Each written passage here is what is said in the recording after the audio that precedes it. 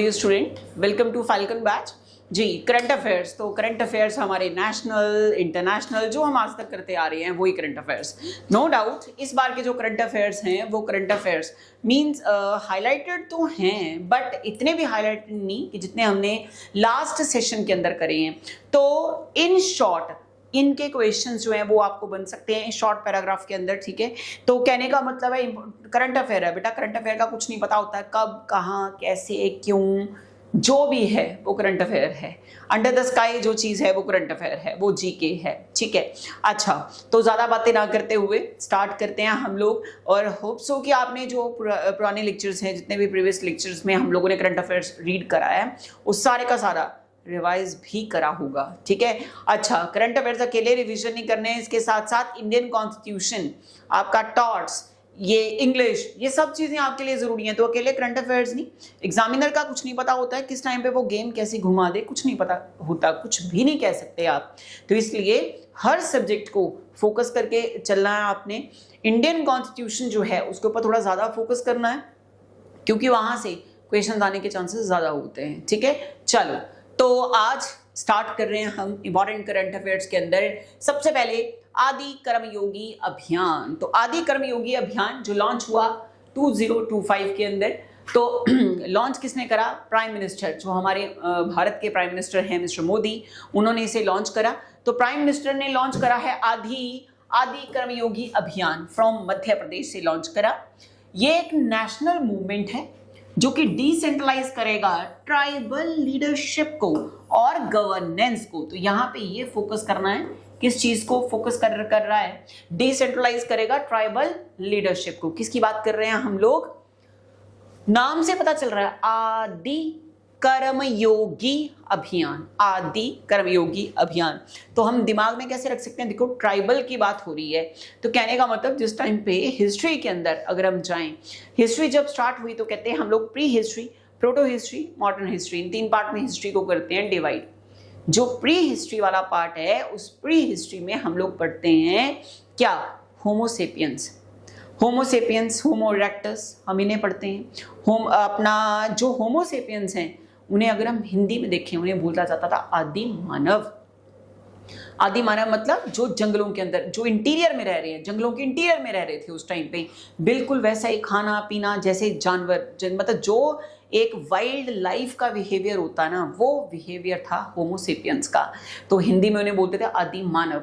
यहाँ पे वर्ड क्या लग रखा है? आदि कर्मयोगी। आदि मतलब आदि पुरुष की बात हो रही है। आदि पुरुष का मतलब वो इंसान जहां से होमोसेपियंस की शुरुआत हुई। तो कहां से? जंगल वाले एरिया से। जंगल वाला एरिया मतलब बिल्कुल ट्राइबल वाला, कोर वाला पार्ट जो है। तो ट्राइबल लीडरशिप और गवर्नेंस को ये फोकस करके उसको डिसेंट्रलाइज करने की बात कर रहा है।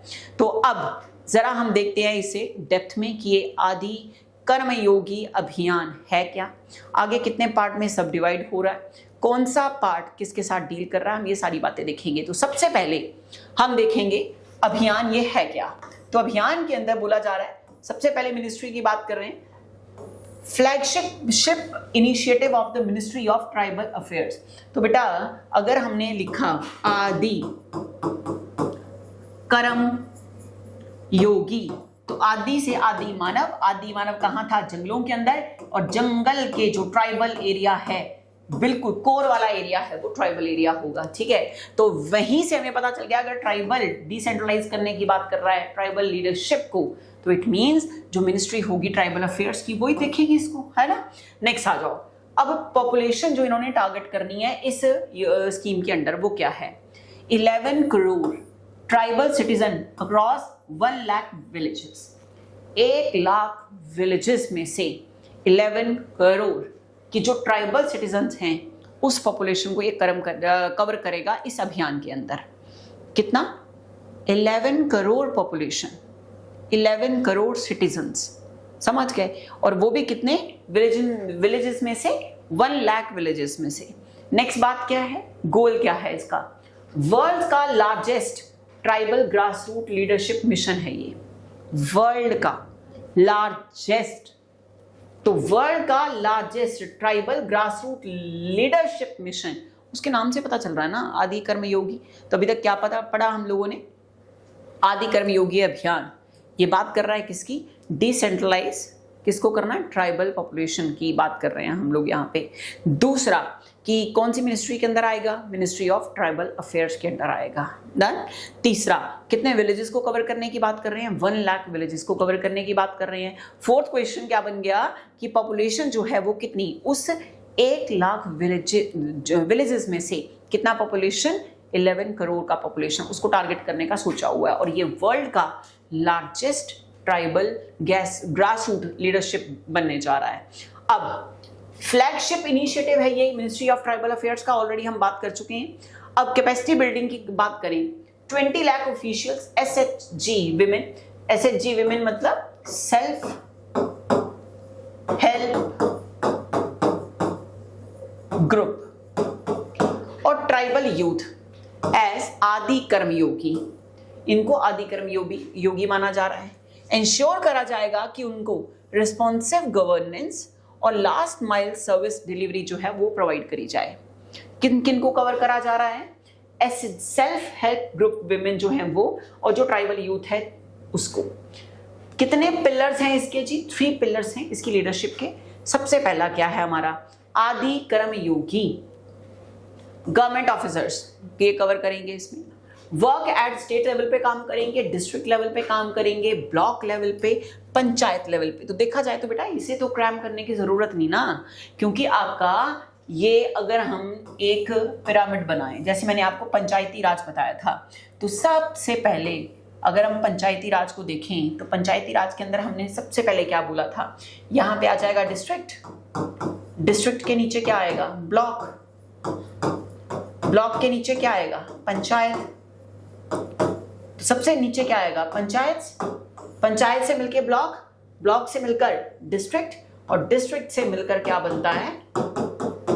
स्टेट बनता है। तो यही तो बात यहाँ पे बोली गई है। स्टेट लेवल पे, स्टेट से नीचे क्या आ गया? डिस्ट्रिक्ट, उसके नीचे आ गया ब्लॉक, ब्लॉक के नीचे आ गया पंचायत लेवल, वहां पे काम करेगा। इंश्योर करेगा स्कीम की जो कन्वर्जेंस है, इंस्टीट्यूशनल सपोर्ट मिले और डिलीवरी जो है वो प्रॉपर सही तरीके में हो, सही मैनर में हो। दूसरा जो है इसका सेकंड पिलर, फर्स्ट पिलर हम लोग कंप्लीट कर चुके। सेकंड पिलर जो है वो है हमारा आदि सहयोगी। सहयोगी का मतलब क्या है? कोऑपरेट करना, सहयोग करना, कोऑपरेशन करना। तो आदि सहयोगी ये यूथ को देखेगा, टीचर्स, डॉक्टर्स, प्रोफेशनल्स, ये सब आदि सहयोगी में कवर होंगे। Service providers and educated tribal youth, tribal youth को एजुकेशन प्रोवाइड करा जाएगा। एजुकेटेड ट्राइबल यूथ जो है वो भी इसमें कवर अप होएगी। Improve education, health, awareness, innovation. तो हेल्थ, सबसे पहले एजुकेशन को इम्प्रूव करना, हेल्थ को इम्प्रूव करना, अवेयरनेस देखना, इनोवेशन देखना, ये सब कवर होंगे सेकंड पिलर के अंदर। नाम क्या है इसका? आदि सहयोगी। थर्ड आ गया आदि साथी। अब देखा जाए तो हर बेस के ऊपर सबसे पहले हमने क्या करा? आदि कर्मयोगी, आदि कर्मयोगी के बाद आदि सहयोगी। पहले कर्म करना है, और जो भी कर्म करना है वो सहयोग के साथ करना है, और सहयोग के साथ जब भी कोई काम किया जाता है तो इसका मतलब क्या है? हम साथ साथ हैं। तो सबसे पहले आपने क्या किया है? कर्म किया है। कर्म करने का मतलब काम करा है, और काम कैसे करा है? एक दूसरे के सहयोग से करा है, सहयोगी। तो सहयोगी आ गया। और कैसे करा है? साथ साथ मिलके आपने सारा काम किया है। तो ये 3 पिलर्स हो गए इसके आदि कर्मयोगी अभियान के। तो पहला हो गया आदि कर्मयोगी, और दूसरा कौन सा हो गया? आदि सहयोगी, और थर्ड आ गया आदि साथी। आदि साथी self help group members, villagers और एल्डर्स को कवर करेगा। ग्रास रूट लेवल पे एंकर्स और कल्चरल कस्टोडियंस जो हैं वो प्रोवाइड करने की बात कर रहा है। मोबिलाइज करा जाएगा कम्युनिटीज को, प्रिजर्व करा जाएगा जो हमारे ट्राइबल एरिया का ट्रेडिशन है, और प्रमोट करा जाएगा लोकल विजडम को। जो की फीचर्स रहेंगे इस आदि कर्मयोगी अभियान के अंदर, वो फीचर्स क्या हैं?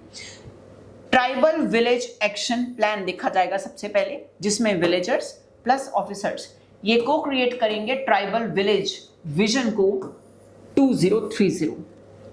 ये इसका टारगेट है। तो ट्राइबल विलेज विजन 2030 तक aligned with SDGs and inclusive development. तो साथ में क्या है, पहले तो आपने यहाँ पे ये पॉइंट याद रखना है कि ट्राइबल विलेज विजन इसका है 2030 तक का, और साथ में क्या है दूसरा टारगेट क्या है, इंक्लूसिव डेवलपमेंट।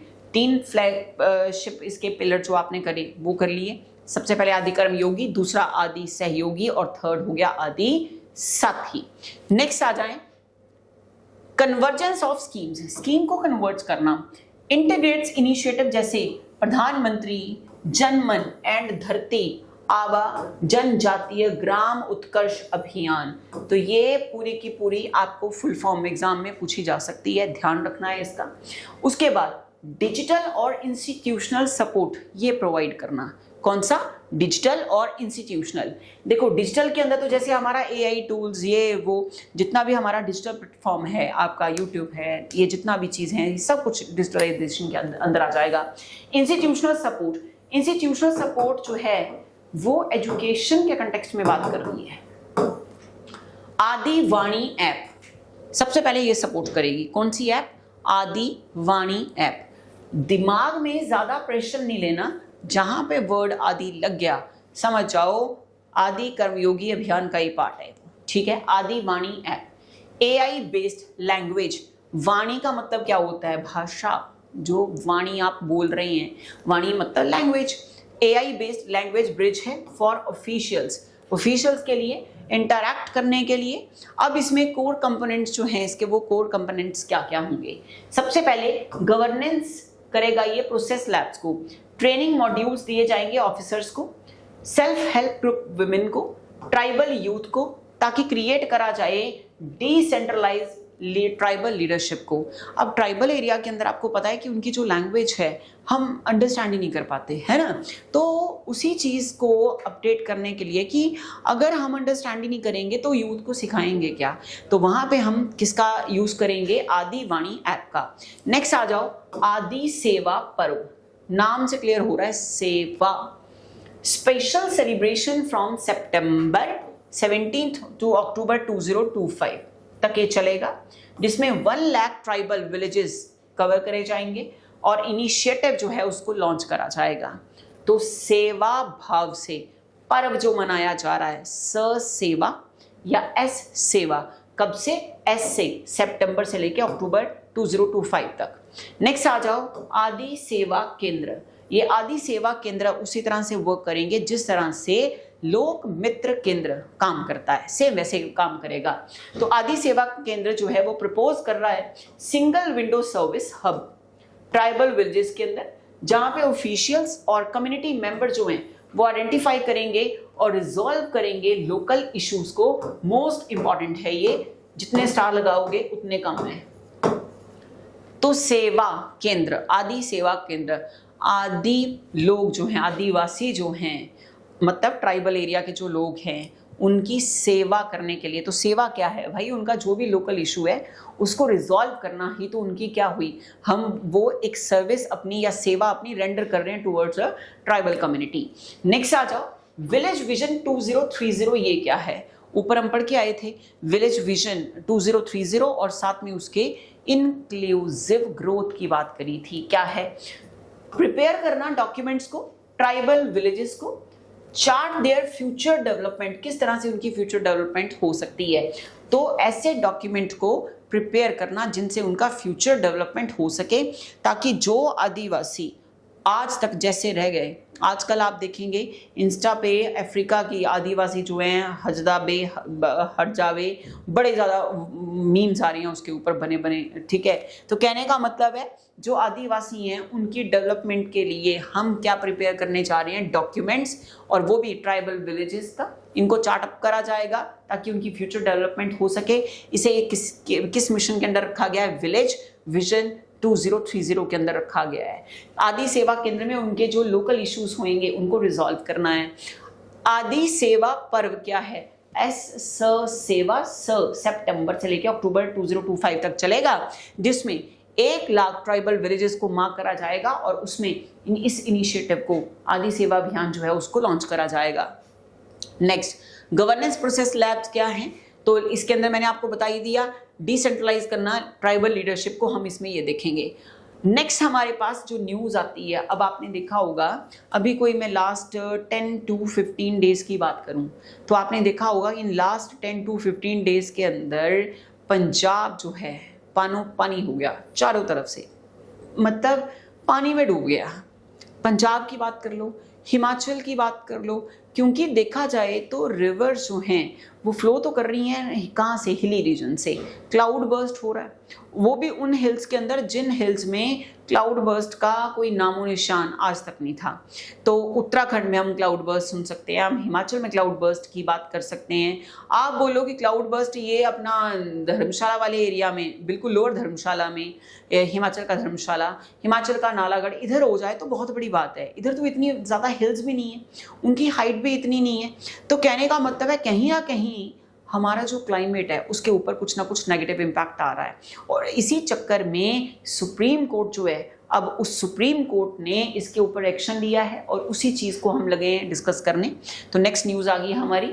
तो एक बार इससे पहले कि हम नेक्स्ट न्यूज़ स्टार्ट करें, फटाफट से हम एक बार इसे वाइंड अप करें फर्स्ट न्यूज़ को। तो हमने क्या बोला, सबसे पहले हमने नाम दे दिया आदि कर्मयोगी अभियान, जिसे लॉन्च करा है प्राइम मिनिस्टर ने। कहाँ से? मध्य प्रदेश से, जो कि एक नेशनल मूवमेंट है। किस चीज़ के लिए नेशनल मूवमेंट है, याद रखना है, ट्राइबल मूवमेंट नहीं है, नेशनल मूवमेंट में कंसिडर होगा। और क्या चीज़ देखेगा, ये डिसेंट्रलाइज करेगा ट्राइबल लीडरशिप को और उनकी गवर्नेंस को। मिनिस्ट्री ऑफ ट्राइबल अफेयर के अंडर कवर होगा। 1 लाख विलेजेस इसमें कवर करे जाएंगे, 11 करोड़ सिटीजन जो हैं वो कवर करे जाएंगे। और इसमें largest tribal grass root level का ये डिसेंट्रलाइज मिशन बन रहा है हमारा। किस मिनिस्ट्री के अंदर काम कर रहा है? मिनिस्ट्री ऑफ ट्राइबल अफेयर्स के अंदर। ऑलरेडी इतनी विलेजेस कवर करेंगे, इतनी सिटीजन्स को कवर करेंगे, हम डिस्कस कर चुके हैं। नेक्स्ट आ गया हमारे पास कि जो पिलर्स हैं इसके लीडरशिप के, उसमें 3 पार्ट हैं, 3 बेसिक पिलर हैं। एक, सबसे पहले कर्म करना है। कर्म कैसे करना है? सहयोग दे के करना है। अगर सहयोग दिया तो हम आपस में क्या है, साथ साथ हैं। तो आदि कर्म योगी ये हो गया फर्स्ट। उसके बाद आ गया आदि सहयोगी। आदि सहयोगी के बाद हम साथ साथ हैं, मतलब आदि साथी। तो 3 हुए कवर। नेक्स्ट आ गया हमारा की फीचर्स, हम ऑलरेडी इसके कर चुके हैं। कोर कंपोनेंट्स जो हैं इसके वो इंपॉर्टेंट हैं। आदि सेवा पर्व, तो आदि सेवा पर्व में जहाँ पे इस पर्व के अंदर सेवा सितंबर से लेकर अक्टूबर 2025 तक ये चल रहा है। तो इट मीन्स आज की डेट में भी ये चल रहा है। तो यहाँ पे इनिशिएटिव जो है उसको लॉन्च करा जाएगा। आदि सेवा केंद्र के अंदर जो ट्राइबल ग्रुप्स हैं उनके जो लोकल इश्यूज हैं उन इश्यूज को क्या करा जाएगा, रिजॉल्व करा जाएगा। मतलब डिस्प्यूट्स को रिजॉल्व करा जाएगा, सॉर्ट आउट करा जाएगा। सॉर्ट आउट करके उनको उसका क्या दिया जाएगा, कुछ ना कुछ जो भी, मतलब जिसका जस्टिस प्रोवाइड करना एक तरह से लोगों को। उसके बाद विलेज मिशन 2030 क्या है कि इसके अंदर डॉक्यूमेंट को प्रिपेयर करा जाएगा। ट्राइबल विलेजेस के जो भी यूथ है उसके डॉक्यूमेंट्स को प्रिपेयर करा जाएगा ताकि चार्ट अप करा जाए उनके फ्यूचर डेवलपमेंट को। Picture clear? नेक्स्ट आ गया अब हमारे पास extreme climate event expose disaster vulnerability of Indian Himalayan region। Indian Himalayan region को इन शॉर्ट न्यूज में दे रखा है IHR। अब ये न्यूज में है क्यों? तो सुप्रीम कोर्ट जो है इंडिया का, उसने एक अलार्म रेज करा है कि भाई ये खतरे की घंटी है, ये जो हो रहा है ना नेचर के अंदर ये खतरे की घंटी है। और अनचेक्ड इंफ्रास्ट्रक्चर डेवलपमेंट जो हो रही है, अनरेगुलेटेड जो टूरिज्म चल रहा है वो इन हिली रीजन्स के अंदर, इकोलॉजिकल डिग्रेडेशन हो रही है, मतलब जो हमारा एनवायरनमेंट है, जो हमारी बायोडाइवर्सिटी है वो कहीं ना कहीं डिग्रेड हो रही है। आप अगर बात करें अपना अमरनाथ की, आप सोचो कि अमरनाथ के अंदर शिवलिंग जो पहले काफ़ी दिन निकाल जाता था, आजकल क्या हुआ है कि जब से इन्होंने क्या करा है कि अपना हेलीकॉप्टर के थ्रू इन्होंने सर्विस देनी शुरू करी है लोगों को, कि ऐसे टूरिस्ट जो नहीं आ सकते, ऐसे लोग जो वहाँ पे नहीं पहुँच सकते, या ऐसे जितने भी बेचारे तीर्थ यात्री हैं, जितना भी लोग हैं जो दर्शन करना चाहते हैं, एज्ड लोग हैं, तो वो थ्रू द हेलीकॉप्टर, ठीक है, अपना आएँ, माथा टेके और चले जाएँ। तो क्या इससे एनवायरनमेंट पॉल्यूट हो रहा है? आंसर येस, तभी तो इतनी जल्दी मेल्ट हो रहा है। और वो लोग जो जा रहे हैं, आप देखें कि इन रीजन्स के अंदर प्लास्टिक बॉटल्स, मैगी, ये जितना भी जो हमारा गार्बेज है सब उधर ही फेंक के आ रहे हैं। तो क्या कहीं ना कहीं उससे एनवायरनमेंट पॉल्यूट हो रहा है? यस, बहुत ज़्यादा पोल्यूट हो रहा है एनवायरनमेंट। आप ये देखो, माउंट एवरेस्ट की भी रिपोर्ट आई तो क्या बताया गया कि भाई माउंट एवरेस्ट के ऊपर भी इतना प्लास्टिक गार्बेज मिला है, इतना प्लास्टिक गार्बेज मिला है कि बस बात ही जाने दो। अब आप सोचो कि एनवायरनमेंट को जो हम दे रहे हैं, एनवायरनमेंट उसी चीज़ को हमें वापस कर रहा है। हाँ चलो, तो सुप्रीम कोर्ट ने क्या बोला कि एक तो इंफ्रास्ट्रक्चर जो है वो बस धड़ल्ले से चल रहा है, इधर से कट करो, उधर से कट करो, रोड्स बनाओ, माइनिंग करो, ऐसा करो, वैसा करो। उसके बाद अनरेगुलेटेड टूरिज्म चल रहा है, कहाँ जाना है, कब जाना है, कौन सी चीज़ को आपने कैरी करना है, कौन सी चीज़ को आपने नहीं कैरी करना है, एयर सर्विसेज के थ्रू होना चाहिए या नहीं होना चाहिए, वहाँ तक की सर्विस। इकोलॉजिकल डिग्रेडेशन हो रहा है, और वो भी तकरीबन कहाँ, हिमाचल प्रदेश के अंदर। अब अगर हिमाचल गया तो समझो पंजाब भी गया, हरियाणा भी गया, राजस्थान भी गया। अगर पानी, राजस्थान इस टाइम पे वेलकम कर रहा था पानी का कि हमारे यहाँ पे पानी आया, बट आप ये देखो राजस्थान तक वो पानी तब पहुँचा है जब पंजाब डूबा। हिमाचल में सिर्फ और सिर्फ मंडी, सिर्फ मंडी की बात कर रही हूँ मैं, अकेले मंडी ने पानी इतना दिया, इतना क्लाउड बर्स्ट कि राजस्थान तक मार पहुँच गई उस पानी की। सोचो पूरे हिमाचल में, शिमला, कुल्लू मनाली में हुआ तो है बट उतना नहीं, इतना डिजास्टर्स चीज़ें वहाँ नहीं हुई जितनी मंडी में हुई हैं। तो आप सोचो अगर पूरा हिमाचल एक तरफ हो जाए डिजास्टर में, मतलब शिमला क्लाउड बर्स्ट हो गया वहाँ पे, धर्मशाला, पालमपुर, कांगड़ा, सोलन, किन्नौर, तो सोचो बचेगा कुछ? पंजाब तो अभी भी नहीं बचा, पंजाब का कितना बुरा हाल हुआ। तो क्या राजस्थान बच पाएगा उस टाइम? नहीं, अकेले मंडी ने राजस्थान तक पानी ला दिया। तो सोचो जब पूरा हिमाचल इकट्ठा हो गया पानी, इसी तरह से हमारा एनवायरनमेंट अगर डिग्रेड होता रहा तो सोचो राजस्थान भी बच ना पाएगा। तो इट मीन्स ये प्रॉब्लम है और ये खतरे की घंटी है। अब इससे हाईलाइट क्या हो रहा है कि एक अर्जेंट नीड है हमें सस्टेनेबल की, कि भाई रिसोर्सेज को उस तरह से यूज करो कि आने वाले टाइम में हमारी पीढ़ियों के लिए भी बच जाए, कि हिमाचल नाम की कोई चीज़ थी, यही ना हो कहते कि हिमाचल नक्शे से बाहर हो जाए। और ये गवर्नमेंट ने खुद बोला है, कोर्ट ने खुद बोला है कि हिमाचल नक्शे से बाहर होने को तैयार है, जिस तरह से मतलब डिजास्टर्स चीज़ें वहाँ पे हो रही हैं। तो इकोलॉजिकल सेंसिटिव गवर्नेंस देखी जाए, वहाँ पे क्लाइमेट रिजिलियंट डेवलपमेंट देखी जाए, ऐसे मॉडल्स को तैयार करा जाए जो सेफगार्ड करें इंडियन हिमालयन रीजन का इन फ्यूचर। तो अब इसी को देखकर हम देखते हैं कि है क्या हमारे पास न्यूज़ में। तो न्यूज़ में क्या है कि मॉनसून 2025 जो है उसकी वजह से बहुत ज़्यादा इम्पैक्ट आया जम्मू एंड कश्मीर, हिमाचल प्रदेश, पंजाब, उत्तराखंड के अंदर, जिसकी वजह से अर्जेंसी हुई रॉबस्ट डिजास्टर मैनेजमेंट की इंडियन हिमालयन रीजन में, मतलब IHR रीजन में। दैट्स वाई जो सुप्रीम कोर्ट है उस सुप्रीम कोर्ट ने सुमोटो लिया है इस पॉइंट के ऊपर। तो अब हम देखते हैं कि इंडियन हिमालयन रीजन है क्या। इंडियन हिमालयन रीजन जो है ये स्ट्रेच कर रहा है 2500 किलोमीटर और कवर कर रहा है 13 इंडियन स्टेट्स को, यूनियन टेरिटरीज को। कौन कौन सी? जम्मू एंड कश्मीर, लद्दाख, उत्तराखंड, हिमाचल प्रदेश, अरुणाचल प्रदेश, मणिपुर, मेघालय, मिजोरम, नागालैंड, सिक्किम, त्रिपुरा, असम और वेस्ट बंगाल को। तो कहने का मतलब है ये सारा हमारा, बेटा अगर हम मैप की बात करें तो आप ये देखो ना, एक रफ आइडिया तो हमारा मैप यही है। तो कहने का मतलब ये रीजन तो हमारा सारे का सारा ही जा रहा है। देखो जम्मू कश्मीर आ गया इसमें, हाँ लद्दाख आ गया इसमें, उत्तराखंड ये वाला रीजन हमारा उत्तराखंड वाला, हिमाचल कवरी हो जाएगा इसमें, अरुणाचल प्रदेश आपकी नॉर्थ ईस्ट स्टेट तो सारी की सारी आ गई, अरुणाचल प्रदेश, मणिपुर, मेघालय, मिजोरम, नागालैंड, सिक्किम, त्रिपुरा, असम, वेस्ट बंगाल। हमने ये यहाँ तक क्यों लिया? कहने का मतलब जो हमारी हिमालय की एक्सटेंशन है, जो हमारा हिमालय का स्ट्रेच है वो अराक्कन योमा तक है। अराक्कन योमा मतलब ये जो हम बात करते हैं ना आज की डेट में, आप बर्मा आपने सुना होगा, बर्मा मतलब म्यांमार की आपने बात सुनी होगी। तो ये बर्मा म्यांमार यहाँ तक हिमालय का स्ट्रेच है। तो कितना किलोमीटर? 2500 किलोमीटर। और कितने स्टेट्स को कवर अप कर रहा है? 13 इंडियन स्टेट्स को अलॉन्ग विद यूनियन टेरिटरीज। और कवर कर रहा है 16.2 of India's geographical area. India के 100% एरिया में से 16.2% का जो जियोग्राफिकल एरिया है वो सिर्फ और सिर्फ कवर कर रहा है कौन? IHR, मतलब इन 13 स्टेट्स के साथ Indian Himalayan region. Out of 100 में से 16.2।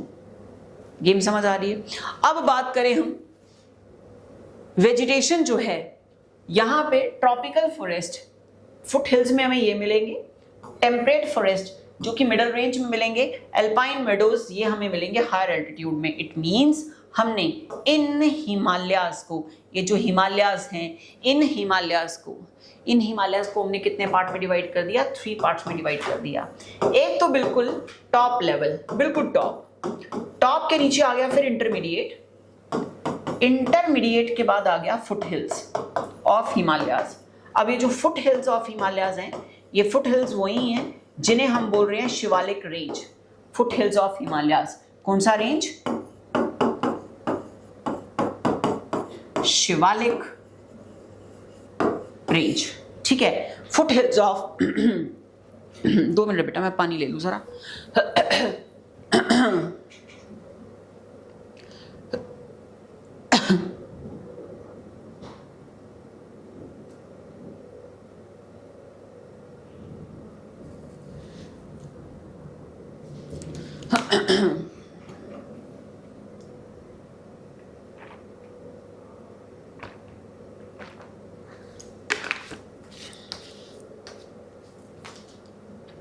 हाँ जी, foothills of Himalaya, Shivalik range. ये शिवालिक रेंज आपकी वही है, मतलब अगर ये हिमालयाज है ना तो इनका बिल्कुल बेस वाला पार्ट, नीचे वाला पार्ट, उसे हम बोलते हैं फुट हिल्स। तो कहते जो फुट हिल्स है इसमें हमारा क्या आ गया? जैसे हिमाचल का ये मोरनी, हिमाचल में मोरनी हिल्स पड़ता है, नालागढ़ हो गया, बद्दी, क्या आपने सुने होंगे, इंडस्ट्रियल एरिया है बद्दी, नालागढ़, हिमाचल के अंदर BBN एरिया हम इसे बोलते हैं, बद्दी, बरोटी वाला, नालागढ़, सोलन का लोअर वाला जो पार्ट है, डिस्ट्रिक्ट ऊना, ये सारे आपके फुट हिल्स में आते हैं, शिवालिक के फुट हिल्स में। और तो और जो हमारा दिल्ली है ये शिवालिक फुट हिल्स का बेस माना जाता है, दिल्ली वाला जो पार्ट है, ठीक है। तो कहने का मतलब है शिवालिक रेंज के अंदर जो हमें मिलेंगे फॉरेस्ट, वो हमें कैसे मिल रही हैं? फुट हिल्स के अंदर ट्रॉपिकल फॉरेस्ट, क्योंकि यहाँ पे गर्मी होती है ना, ज़्यादा ऊंचे पहाड़ नहीं है, तो ट्रॉपिकल फॉरेस्ट मिलेंगे। और टेम्परेट फॉरेस्ट हमें कहाँ मिलेंगे? इंटरमीडिएट में। इंटरमीडिएट में जैसे आ गया धौलाधार वाली रेंज, वो इंटरमीडिएट में फॉल कर जाएगी। जैसे आपका ये धर्मशाला हो गया, कांगड़ा हो गया, चंबा हो गया, इंटरमीडिएट में। टॉप में क्या आ जाएगा? अब टॉप में ग्रेट हिमालयाज, ठीक है, जहाँ पे हम पास की बात कर रहे हैं, जैसे कुंजुम पास हो गया, पासेस की यहाँ पे बात हो रही है, तो वो हो गया आपका top Himalayas. Water tower of India, Indian Himalayan region को बोला जाता है water tower of India. They feed 10 major rivers, अकेले हिमालयाज 10 मेजर रिवर्स को पानी देते हैं, जिसमें से मेजर रिवर में गंगा कवर हो रही है। इन 10 रिवर जो है, इन 10 वो जिसे हम हिंदी नेम दे रहे हैं सिंधु, ये कवर हो रही है, जिससे सस्टेन हो रही है एग्रीकल्चर। पानी पीने के लायक हमें मिल रहा है 600 मिलियन पीपल को। ये किसकी बात हो रही है? इंडियन हिमालयन रीजन की बात हो रही है। बात करें अगर हम कि होस्ट कर रहा है ये IHR 3160 plus endemic plant species को, जिसमें से फोना जैसे स्नो लेपर्ड, ये तो सारे फोना में आ गए। और जो फ्लोरा है वो जो फोना है, फोना का मतलब होगा एनिमल्स, फोना मीन्स एनिमल्स। और जो हमने ऑलरेडी पिछली स्लाइड में बात करी है, ये सारे का सारा किसकी बात हो रही है? Flora of Indian Himalayan region, इसकी बात हो रही है। इंडियन हिमालयन रीजन की फ्लोरा की बात हो रही है। तो जो फोना है उसमें स्नो लेपर्ड जो है वो आ जाएगा, स्पैन, मल्टीपल क्लाइमेट जोन, ये सब आ जाएंगे। दे सपोर्ट ऑर्गेनिक फार्मिंग, जैसे सिक्किम मॉडल टूरिज्म कंट्रीब्यूट कर रहा है ओवर 10% और to the hill state, GDP देख रहा है। हाइड्रो पावर प्रोजेक्ट जो हैं, हाइड्रो पावर प्रोजेक्ट मतलब जो पानी के ऊपर प्रोजेक्ट्स लगे हुए हैं वो देख रहा है, जिसमें से Arunachal 13,000 megawatt Lohit basin initiative Arunachal Pradesh के अंदर ये लॉन्च करा गया है। स्ट्रेटेजिकली अगर हम देखें तो strategically they shield India against potential geopolitical threats. तो कहने का मतलब है जियो पॉलिटिकल थ्रेट से भी इंडिया को अगर हम स्ट्रेटेजिकली देखें तो उस इंडियन हिमालयन रीजन की एक स्ट्रेटजी नेचुरली तरीके से इस तरह से स्ट्रेटजी उसकी बनी हुई है कि इंडिया को जियो पॉलिटिकल बेस से हर तरह के थ्रेट से बचाता है कौन? Indian Himalayan region. अब IHR जो है वो हाईली डिजास्टर प्रोन एरिया क्यों है? सबसे पहला जियोलॉजिकल और टेक्टोनिक फैक्टर्स। हिमालय जो हैं ये यंग माउंटेन्स में कवर होंगे, फोल्ड माउंटेन्स में कवर होंगे अंडर एक्टिव टेक्टोनिक्स। इसका मतलब क्या हुआ? हिमालय को हम यंग माउंटेन्स भी बोलते हैं, फोल्ड माउंटेन्स भी बोलते हैं। रीजन देखो बेटा, यहाँ पे ये हैं प्लेट्स, ठीक है। हमारे पास दो टाइप की प्लेट्स होती हैं, एक होती हैं कॉन्टिनेंटल प्लेट्स और सेकंड होती हैं ओशियानिक प्लेट्स। एक कॉन्टिनेंटल प्लेट्स और दूसरी कौन सी हो गई? Oceanic plates. कॉन्टिनेंटल प्लेट्स के ऊपर कॉन्टिनेंट टिके हुए हैं, ओशियानिक प्लेट्स के ऊपर ओशन टिके हुए हैं। अब ये जो प्लेट्स है ना, इनके अंदर होती है मूवमेंट, ये मूव करती हैं, तो उसी मूवमेंट को हम बोलते हैं टेक्टोनिक्स। टेक्टोनिक्स मतलब उनका शेक करना, उनका मूव करना। अब फॉर एग्जांपल एक प्लेट ये है, एक प्लेट ये है, दोनों प्लेट आपस में इधर आ रही हैं क्योंकि मूव तो करेंगी और मूव करती भी हैं। साइंस ज्योग्राफी इसको एक्सप्लेन कर रहा है कि ये प्लेट्स मूव करती हैं। अब एक प्लेट ये है, एक प्लेट ये है, इसमें से एक प्लेट हैवी होगी एज कंपेयर टू इसके, एक प्लेट लाइट होगी। तो मैं मान लेती हूँ इसको हैवी और इसको लाइट। करते करते ये पास में आ रही है, आ रही है, आ रही है, आ रही है, आ रही है। देखो स्पीड चल रही है, चल रही है, चल रही है, चल रही है। ये हैवी थी ना, चल रही है, चल रही है, चल रही है। अब होगा क्या?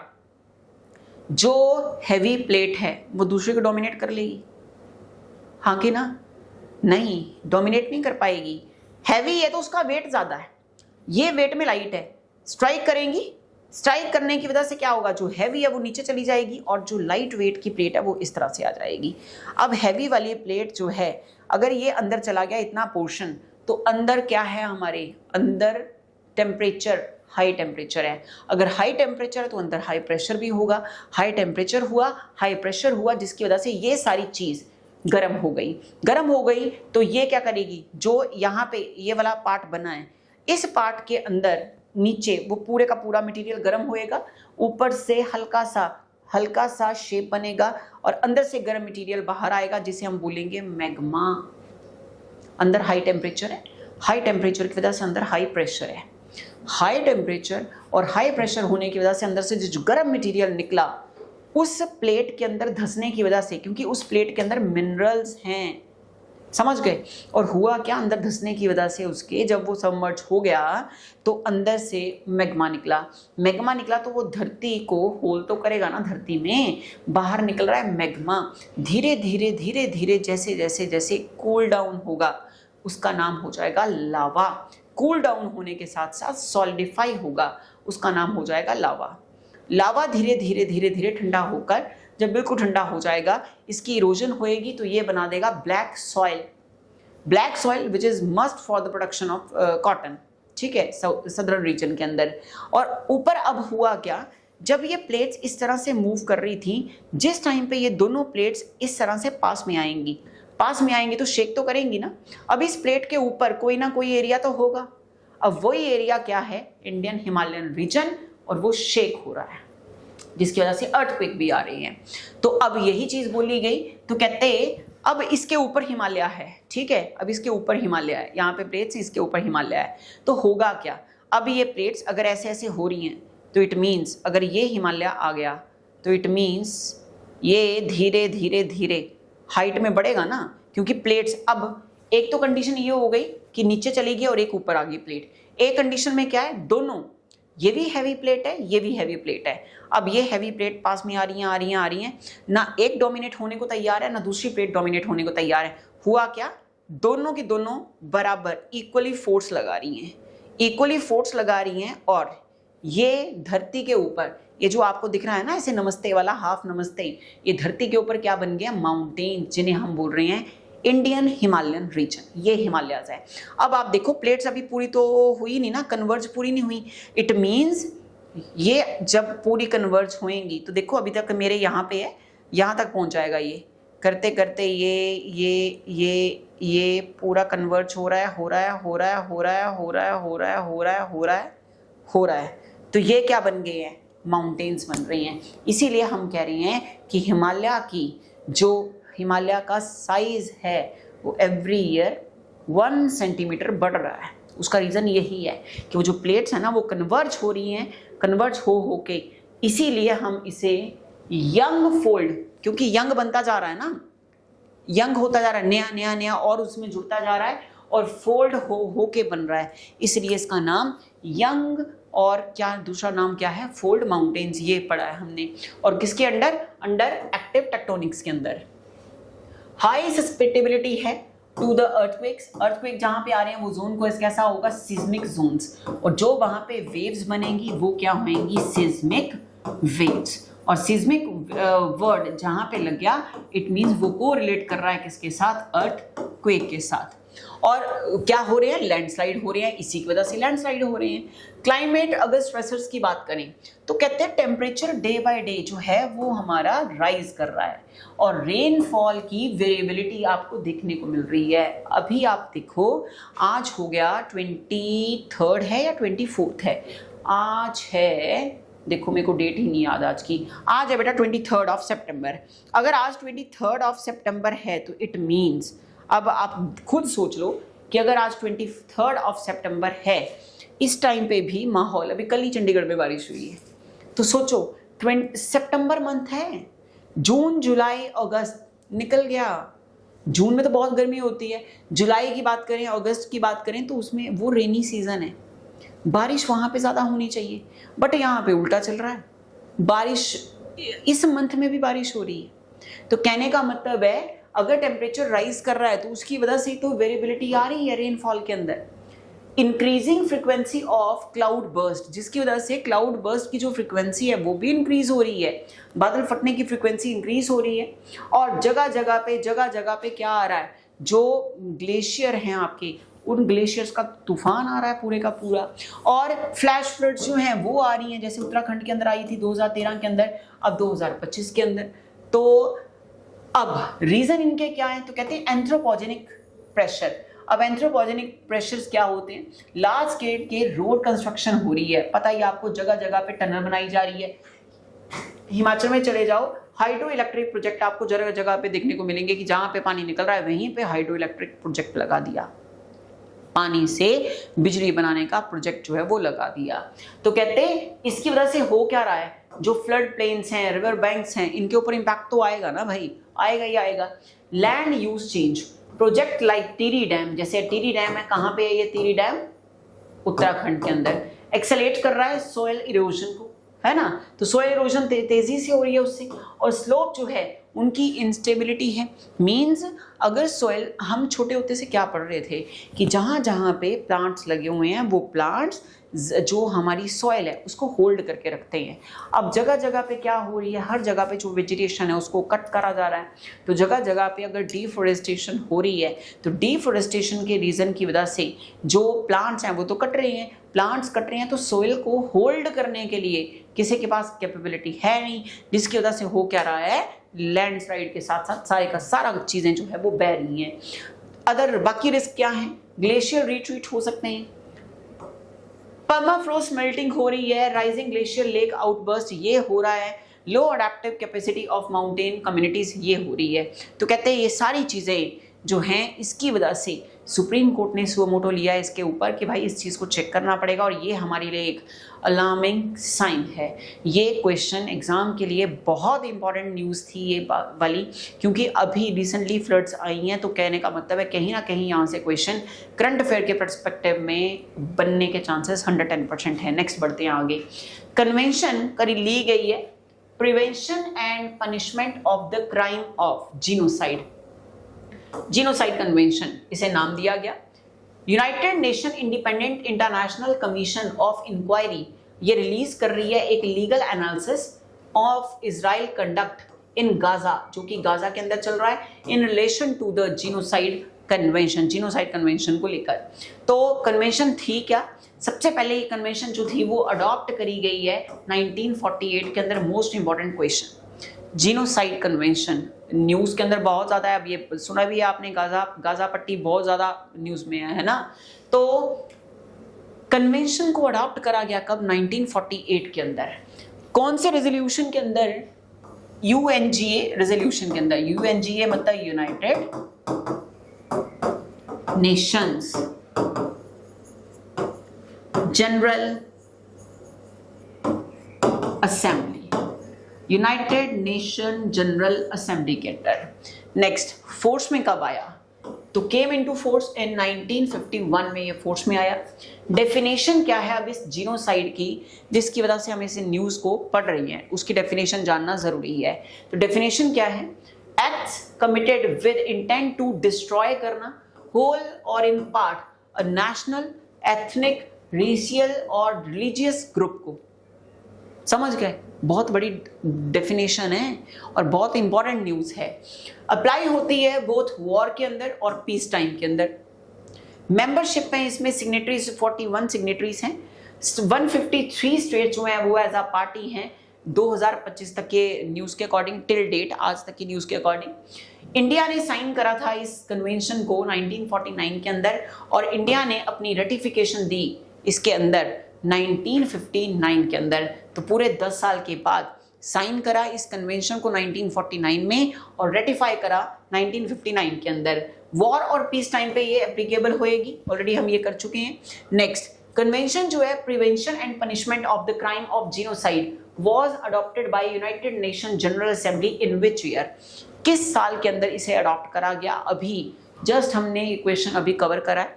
1945 के अंदर, 1946 के अंदर, 1948 के अंदर या फिर 1950 के अंदर? तो आंसर हम लोगों को पता ही है, आंसर 1948 के अंदर। नेक्स्ट आ जाओ, जीनोसाइड कन्वेंशन फोर्स में कब आई? 12 जनवरी 1946 में आई थी फोर्स में, या फिर 2 नवंबर 1947 को फोर्स में आई, या 12 जनवरी 1951 में, या फिर 10 दिसंबर 1950 के अंदर? कौन सी कन्वेंशन? जीनोसाइड कन्वेंशन 12 जनवरी 1951। कैसे दिमाग में रख सकते हैं जीनोसाइड ना? तो आपने ऐसे याद रखना है, जीन। ठीक है, अब जो हमारे जीन है ना, अगर एक या दो बार भी उसमें म्यूटेशन आ जाए तो प्रॉब्लम बड़ी जबरदस्त हो सकती है। ठीक है, एक या दो जन के, जन मतलब नंबर ऑफ पीपल, एक या दो जन के, जन मतलब लोग, एक या दो जन के जीन्स में भी अगर प्रॉब्लम आ जाए ना तो बड़ी दिक्कत कर सकता है वो। कहने का मतलब है डीएनए का स्ट्रक्चर आपको पता ही है कि हेलिकल स्ट्रक्चर है डीएनए का, वाटसन एंड क्रिक का दिया हुआ मॉडल है। तो कहने का मतलब है जीन में वेरिएशन आना दिक्कत करेगा। तो कैसे लर्न करा हमने? जीन में अगर एक या दो जन के भी जीन में वेरिएशन आ गई तो प्रॉब्लम हो सकती है। तो एक या दो जन मतलब 12 जन, 12 जन 1951 को कन्वेंशन जो थी वो आपकी किस में आई है? फोर्स में आई है।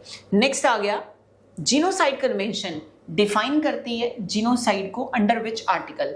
आर्टिकल 1, आर्टिकल 2, आर्टिकल 3 या फिर आर्टिकल 4 के अंदर? किस आर्टिकल के अंदर जीनोसाइड को डिफाइन करा गया है अंडर जीनोसाइड कन्वेंशन? इसका मतलब पता क्या हुआ बेटा कि जीनोसाइड कन्वेंशन जो है ना, इस जीनोसाइड कन्वेंशन का कौन सा आर्टिकल है जिसके अंदर इसको डिफाइन करा गया है, ये बोल रहा है बात यहाँ पे।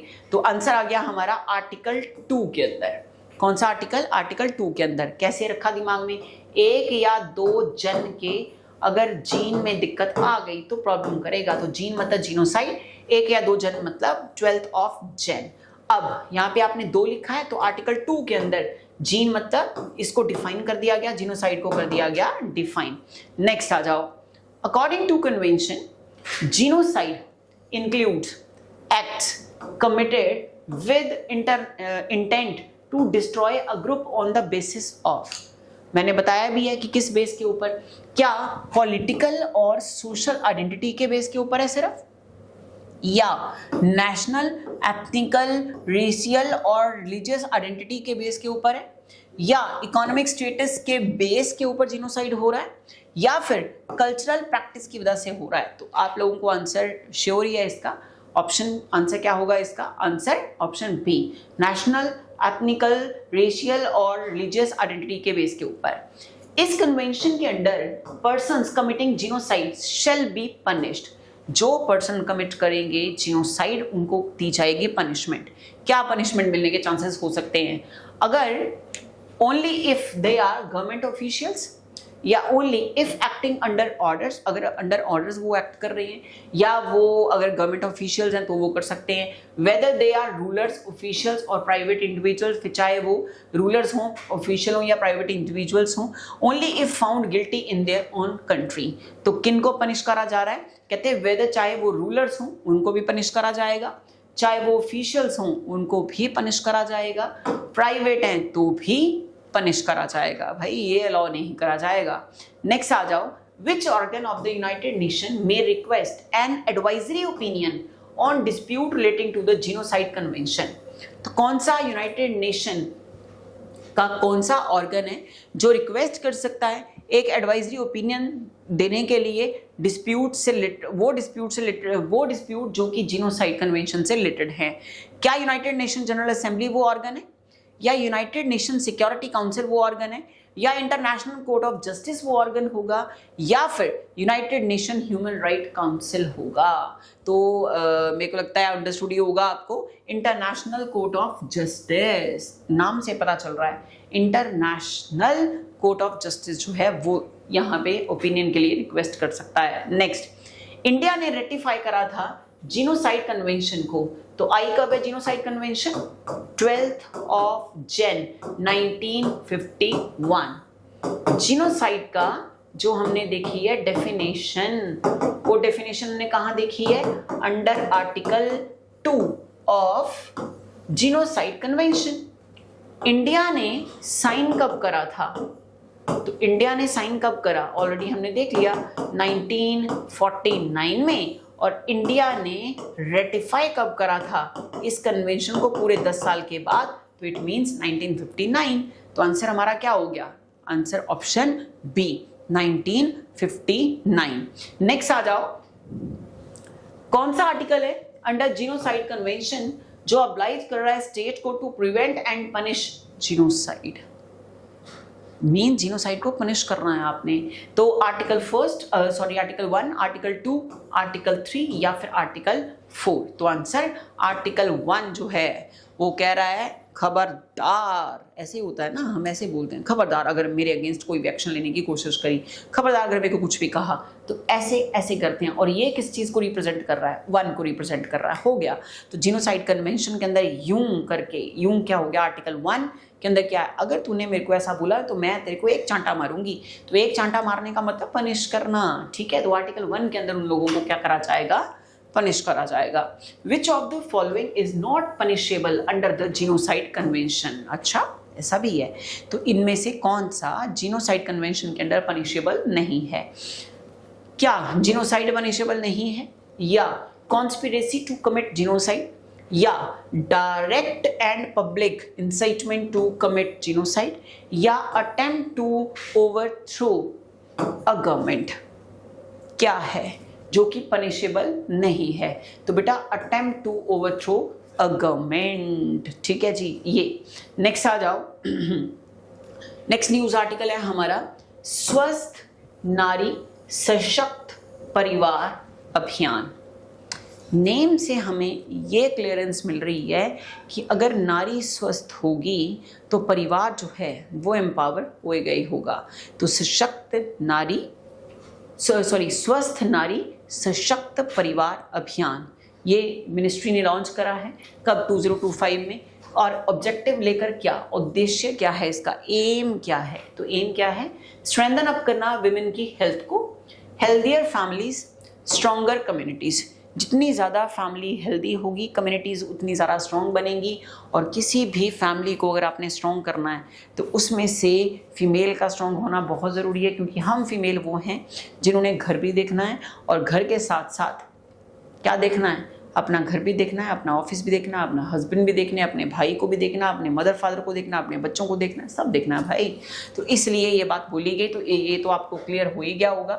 तो सबसे पहले इसमें की जाएगी health screening. 1 lakh health camp जो हैं अक्रॉस द कंट्री वो बनाए जाएंगे, जिसमें स्क्रीनिंग होएगी विमेन की एनीमिया के लिए सबसे पहले, क्योंकि ये सबसे बड़ी प्रॉब्लम आ रही है फीमेल के अंदर। उनके जो आरबीसीज हैं, रेड ब्लड सेल्स जो हैं, या तो वो हद से ज़्यादा कॉन्ट्रैक्ट हो चुके हैं या हद से ज़्यादा बल्कि हो चुके हैं। इट मीन्स दोनों ही कंडीशंस के अंदर फीमेल जो है वो एनीमिक हो सकती है। और अगर फीमेल एनीमिक है तो इट मीन्स प्रॉब्लम जो वो सफ़र करेगी, या तो उसे स्टेयर्स चढ़ने में प्रॉब्लम आएगी, या चक्कर खा के गिर जाएगी, या फिर प्रेगनेंसी में प्रॉब्लम आएगी।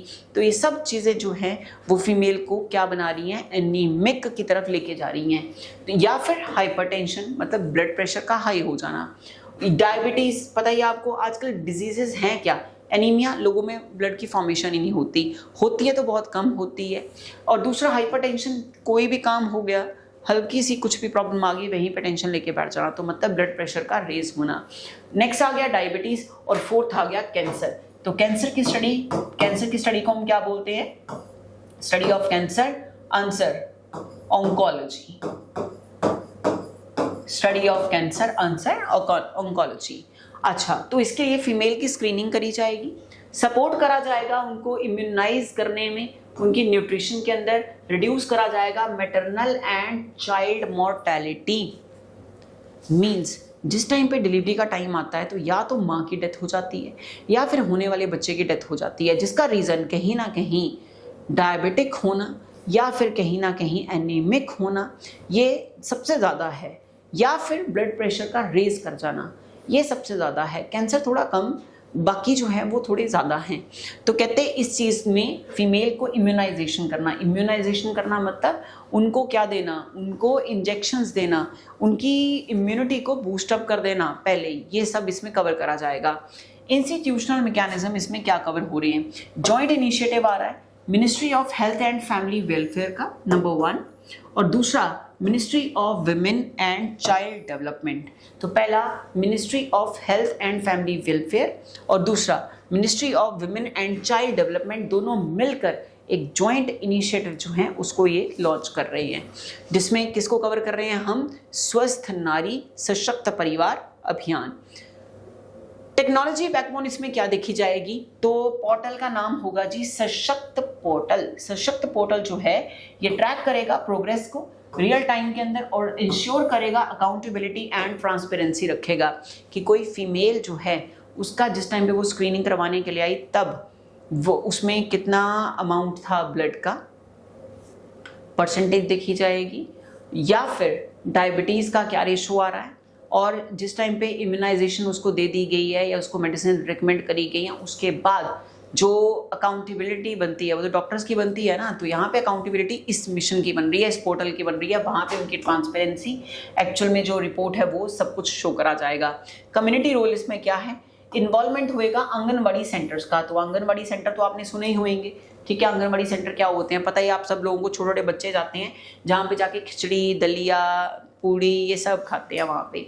अच्छा, और दूसरा निक्षय मित्रास, private hospitals and civil society organisation, इन सब की रहेगी यहाँ पे इन्वॉल्वमेंट इस पूरे चीज़ को ट्रैक करने में। सिग्निफिकेंस क्या है, ये लिंक कर रहा है विमेन की हेल्थ के साथ और फैमिली की वेलबींग के साथ, क्योंकि अगर फीमेल हेल्दी तो फैमिली अपने आप ही हेल्दी, ठीक।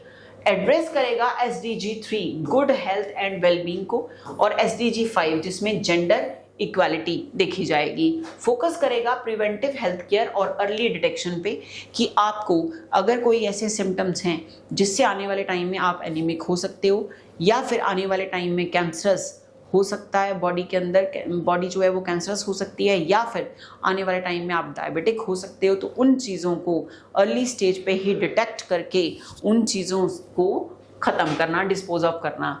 तो स्वस्थ नारी सशक्त परिवार अभियान लॉन्च करा गया कब, 1 जुलाई 2025 को, 17 सितंबर 2025 को, 2 अक्टूबर 2025 को, या फिर 15 अगस्त 2025 को। किसकी बात हो रही है? स्वस्थ नारी सशक्त परिवार। तो ऑलरेडी हम कर चुके हैं 17 सितंबर 2025 को। द कैंपेन, जो ये कैंपेन चल रहा है, जो ये अभियान चल रहा है, the campaign is jointly implemented by which ministries. कौन सी मिनिस्ट्री है जो इस कैंपेन को इम्प्लीमेंट कर रही है? Ministry of finance and ministry of health, ministry of women and child development and ministry of health and family welfare, या ministry of home affair, ministry of women and child development, या ministry of health and ministry of education. Already मैंने आपको इसका answer बता दिया है, तो answer होएगा हमारा option B, ministry of women and child development, और साथ में ministry of health and family welfare. इनका क्या है? ये जॉइंट इनिशिएटिव है। ओके, जॉइंट इनिशिएटिव है। नेक्स्ट आ जाओ। Campaign runs until which date. ये कैंपेन जो है वो कब तक रन करेगा? 30 सितंबर 2025 तक चलेगा, 31 दिसंबर 2025 तक चलेगा, या 2 अक्टूबर 2025 तक, या 1 जनवरी 2026 तक ये अभियान चलता जाएगा। तो 2 अक्टूबर 2025 तक। कौन सा अभियान, किसकी बात कर रहे हैं? तो कैंपेन कब तक चलेगा उसकी बात हमने कर ली, 2 अक्टूबर, महात्मा गांधी के बर्थडे वाले दिन तक। विच of the following is not one of the health issue specifically targeted under this campaign? क्या एनीमिया कवर कर रहे हैं? यस। क्या हाइपरटेंशन इसमें कवर हो रहा है? यस। क्या इसमें सिकल सेल डिजीज कवर हो रही है, या हेमोफिलिया कवर हो रहा है? तो कहने का मतलब है एनीमिया और हाइपरटेंशन तो आपको दिख गया, तो जो नहीं कवर हो रहा है वो क्या है? हेमोफिलिया। क्योंकि बेटा हेमोफिलिया होता है नॉन क्लॉटिंग ऑफ ब्लड, और कई बार इसी डिजीज को अगर बाय चांस हेमोफिलिया ना लिखा हुआ तो इसी डिजीज को सेकंड नेम दे रखा होगा रॉयल्स डिजीज। कौन सी डिजीज? रॉयल्स डिजीज, क्योंकि ये डिजीज सबसे पहले रॉयल फैमिली को हुई थी, समझ गए, प्रिंस को हुई थी, इसलिए वहीं से इसका नाम रॉयल्स डिजीज पड़ गया, जिसमें नॉन क्लॉटिंग ऑफ ब्लड होगी। मींस हमारा जो ब्लड है उसका क्लॉट नहीं बनेगा। तो अगर आपको फॉर एग्जांपल कि यहाँ पे आपको हल्की सी नीडल लगी, ये नीडल लगी और यहाँ पे नीडल लगी, तो यहाँ से आपको ब्लीड आउट होना शुरू होगा। कॉन्टिन्यूसली यहाँ से ब्लीडिंग होती जाएगी, होती जाएगी, होती जाएगी, होती जाएगी, ब्लड बाहर आता रहेगा, आता रहेगा, क्लॉट नहीं बनेगा। ये डिजीज़ क्या होती है? हेमोफिलिया की डिजीज़ होती है, समझ गए। तो हेमोफिलिया नहीं इसमें होगा। सिकल सेल डिजीज जो है वो कवर हो जाएगी, जैसे मैंने आपको बताया आरबीसी का साइज छोटा होना, बड़ा होना, वो सारी चीज़ें यहाँ पे सिकल सेल में कवर हो जाएंगी। नेक्स्ट आ जाओ। One of the key features of SNSPA, सशक्त नारी, समझ गए, उसी की बात हो रही है। Doing away with existing health schemes, या organising over 10 lakh health campus across India, ये बनाए जाएंगे, या चार्जिंग फॉर स्पेशलिस्ट कंसल्टेशन, या फिर limiting the campaign to urban areas only. तो आंसर ऑर्गेनाइज करा जाएगा, ओवर 10 लाख हेल्थ कैंप्स बनाए जाएंगे across India. All of the following are part of the maternal and child health services in the campaign except antenatal care, immunisation, या distribution of mother and child protection cards, या free cosmetic surgery for women. तो आपको पता चल ही रहा है कि इस क्वेश्चन में आंसर क्या जाएगा हमारा। तो free cosmetic surgery for women जो है ये all of the following are the part of maternal and child health services in the campaign, सिर्फ इसको छोड़कर। तो भाई कॉस्मेटिक सर्जरी का यहाँ क्या करेंगे हम, है ना, बाकी सब कुछ इसमें कवर होएगा। कॉस्मेटिक सर्जरी फॉर वुमेन ये नहीं कवर होगा। नेक्स्ट आ गया, इसी अभियान के अंदर स्वस्थ नारी सशक्त परिवार अभियान के अंदर कौन सी फैसिलिटी है जो यूज करी जा रही है ऑर्गेनाइज करने के लिए हेल्थ कैंप्स को? क्या वो प्राइवेट क्लिनिक्स हैं सिर्फ, या आयुष्मान आरोग्य मंदिर, कम्युनिटी हेल्थ सेंटर्स और डिस्ट्रिक्ट हॉस्पिटल्स होंगे, या सिर्फ और सिर्फ ये ट्राइबल एरिया में ही एक्टिव होगा, या फिर मेजर मेट्रो सिटीज में ही ये एक्टिव हो रहा है।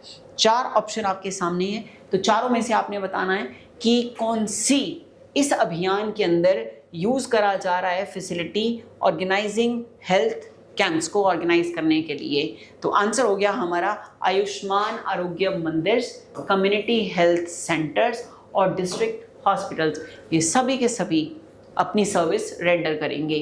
Which of the following is not a service और एक्टिविटी अंडर स्वस्थ नारी सशक्त परिवार अभियान? इनमें से कौन सी एक सर्विस कवर नहीं हो रही है? Screening for cancer, breast cancer या cervical cancer, awareness about mental health या free test and medicine during the camps या export of medical services abroad? क्या लग रहा है आपको 4 ऑप्शन में से कौन सा एक कवर नहीं हो रहा स्वस्थ नारी सशक्त परिवार अभियान के अंदर? तो देखते हैं हम। तो आंसर होगा बेटा एक्सपोर्ट करना मेडिकल सर्विसेज को अब्रॉड। ठीक है, अरे भाई हमें नेशनल लेवल पे देख रहे हैं इसको, हम पहले अपने देश को तो ठीक कर लें। हमारे पास पैसा नो डाउट है बहुत अच्छा, ठीक है। आप देखो कोरोना टाइम पे भी हमारी बैंड नहीं बजी, मतलब कह तो रहे थे कि जीडीपी ऐसा हो गया वैसा हो गया, ये लोगों ने अपनी जो रिजर्व कर रखा था वहाँ से खर्चा किया, बट इंडिया की इकोनॉमी हिल नहीं पाई। तो कहने का मतलब दोबारा मुड़ के लाइन पे भी आ गए बहुत जल्दी।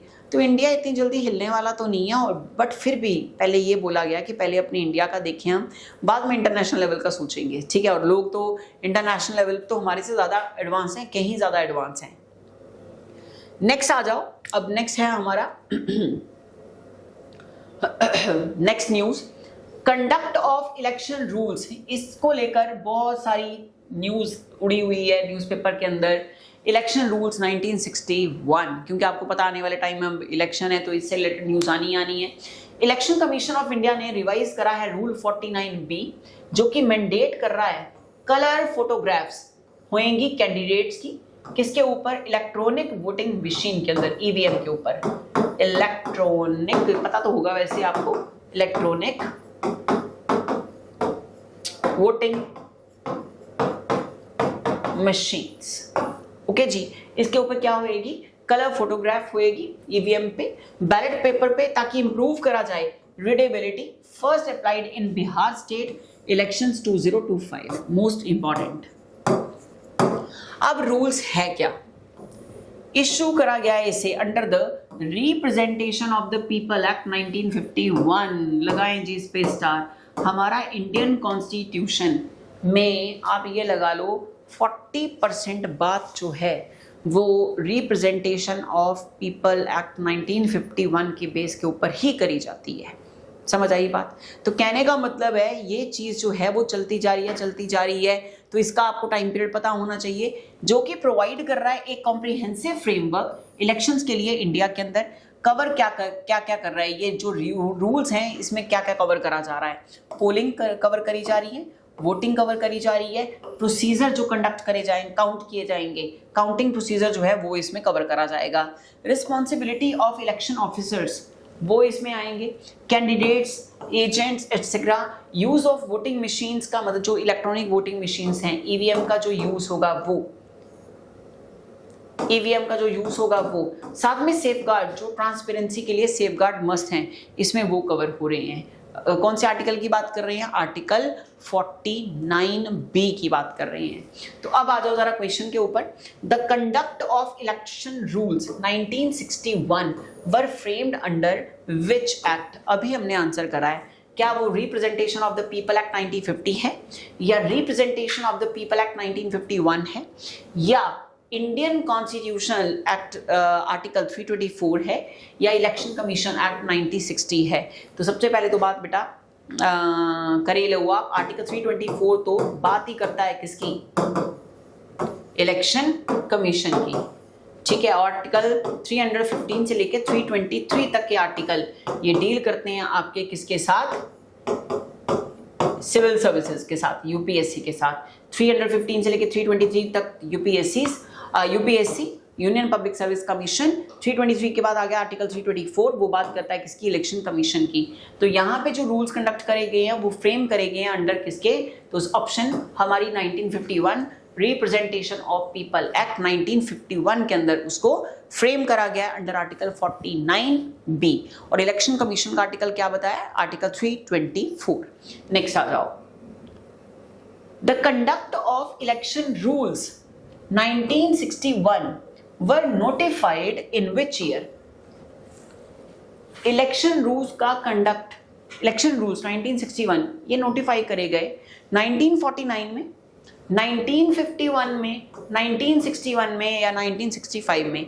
अगर आप लोगों ने पार्लियामेंट पढ़ा हुआ है इंडियन कॉन्स्टिट्यूशन के अंदर तो आप इजीली इसका आंसर दे सकते हो। तो आंसर आ गया हमारा 1961।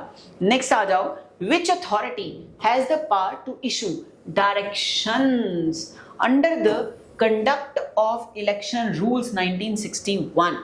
किस अथॉरिटी के पास है इशू करने के पावर डायरेक्शंस को कंडक्ट ऑफ इलेक्शन रूल्स 1961 के अंडर? क्या वो अथॉरिटी पार्लियामेंट है, या वो authority election commission of India है, या वो अथॉरिटी प्रेसिडेंट ऑफ इंडिया है, या वो authority ministry of law and justice है? 4 अथॉरिटीज के नाम दे रखे हैं आपको, इनमें से फाइंड आउट करना है। तो आंसर हो गया हमारा इलेक्शन कमीशन ऑफ इंडिया, क्योंकि ये तो हम जैसे हम लोगों ने न्यूज़ पढ़ी थी हमने वैसे ही इसे कवर कर लिया। नेक्स्ट क्वेश्चन है, जरा आपके आंखों के सामने रीड करें जरा इस क्वेश्चन को, हम जरा 2 घूंट जिंदगी के पी लें।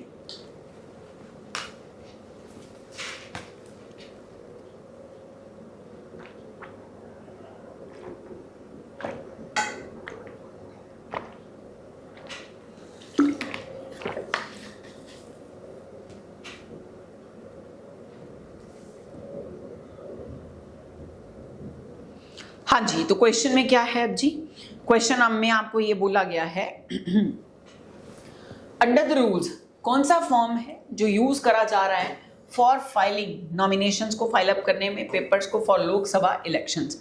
Form 1, form 2A, form 3A या फिर फॉर्म 4? कौन सा है? तो आंसर फॉर्म 2A जो है ये है। याद रखना है इसको, डबल ट्रिपल टेट्रा पेंटा स्टार लगाओ इस क्वेश्चन पे। विच form is prescribed for withdrawal of candidature under the conduct of election rules 1961? अब 1961 वाला क्वेश्चन तो हमने कर लिया। अब कौन सा फॉर्म है जो प्रिस्क्राइब कर रहा है विड्रॉल करना कैंडिडेचर को under the conduct of election rule 1961? First option form 4 है, फॉर्म 5 है, फॉर्म 6 है या फॉर्म 7 है? तो आंसर आ गया हमारा फॉर्म 5। दोनों को मर्ज ना कर देना, पहला वाला है और आपका फॉर्म अलग और ये वाला फॉर्म है अलग। दोनों के अंदर क्या क्या चीजें बताई गई है वो ध्यान से पढ़नी है, ओके? कंफ्यूज ना हो जाना दोनों में। आगे लोकसभा इलेक्शन है तो आपको पता ही है, लोकसभा अगर इलेक्शन है तो कहने का मतलब इंपॉर्टेंट चीजें हैं ये। Which of the following is true about the election symbols as per the rules? Rules के अकॉर्डिंग कौन सी चीज ट्रू है इलेक्शन सिंबल्स के कंटेक्स्ट में? क्या election symbols decided by parliament होते हैं, या फिर they are allotted by election commission, या उनको इलेक्शन कमीशन अलॉट करता है, या फिर ये सेलेक्ट होते हैं बाय द कैंडिडेट्स, मतलब कैंडिडेट ही सेलेक्ट करेगा कि मेरा इलेक्शन सिंबल क्या होगा, या फिर they are permanent and can't change, या फिर वो परमानेंट होते हैं और चेंज नहीं हो सकते? तो आंसर आएगा हमारा कि they are allotted by election commission, क्योंकि इलेक्शन कमीशन के पास भी कुछ टर्म एंड कंडीशंस होती हैं। उन टर्म एंड कंडीशंस के बेस के ऊपर ही इलेक्शन कमीशन जो है वो सिंबल को अलॉट करता है, ठीक है? नेक्स्ट आ जाओ। नेक्स्ट आ गया, विच form is used for postal ballot papers under the conduct of election rules?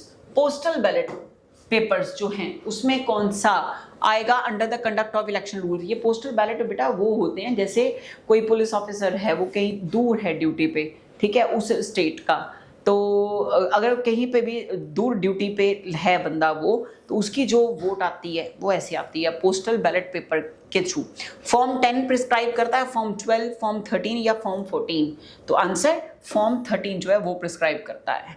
Next आ जाओ, काउंटिंग करना वोट्स को और डिक्लेरेशन करना रिजल्ट प्रोसीजर को, ये मेंशन करा गया है किस part of conduct of election rules 1961 में। मोस्ट इंपॉर्टेंट पार्ट 1 के अंदर दे रखी है बात कि जो वोट्स हैं उनको काउंट करा जाएगा और रिजल्ट को डिक्लेयर करा जाएगा। ये पूरा procedure conduct of election rules के 1961 के अंडर कौन से पार्ट में मेंशन है, पार्ट 1 में, पार्ट 2 में, पार्ट 4 में या फिर पार्ट 5 में। है ना इंटरेस्टिंग क्वेश्चन। चलो आंसर देखते हैं हम। तो आंसर पार्ट 5, और सीधा ऐसे याद रख लेना कि part 5 of Indian constitution deals with किससे, यूनियन के साथ, यूनियन एग्जीक्यूटिव। तो कहने का मतलब क्या हुआ, और इलेक्शन भी किसके साथ, किसके हो रही है, यूनियन के लिए तो हो रही है ना, सेंटर में सरकार बनाने के लिए इलेक्शंस होंगे।